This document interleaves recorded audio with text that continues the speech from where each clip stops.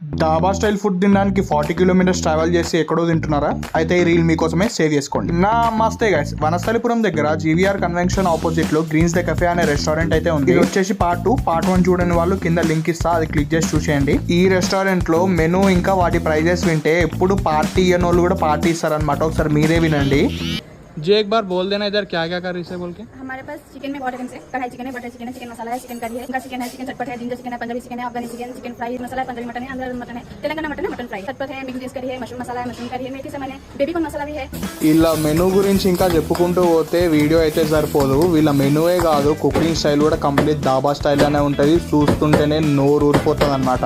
వీళ్ళ దగ్గర దాబా స్టైల్ సిట్టింగే కాకుండా ఫ్యామిలీ వాళ్ళు కూడా కూర్చునేలాగా ఒక ఏరియా కూడా ఉంది. మీకు ఏమి ఇబ్బంది ఉండదు. మనం ఐటమ్స్ చెప్పడే ఆలస్యం, ఇక్కడైతే వస్తూనే ఉంటాయి ఐటమ్స్. నేనైతే ఒక పీకుడు వీకిన, నాకైతే వేరే లెవెల్ నచ్చింది వీళ్ళ టేస్ట్ అయితే. ఇట్లా ఒక బయట నోట్లో పెట్టుకోగానే దాబా ఫ్లేవర్లు అయితే డాన్స్ వేస్తున్నాయి నా నోట్లో. నాకైతే పిచ్చ పిచ్చ నచ్చింది. అయితే రోటీలతోటే ఆపేసిన. మా వాళ్ళు చికెన్ బిర్యానీ అయితే బగాయిస్తుర్రు.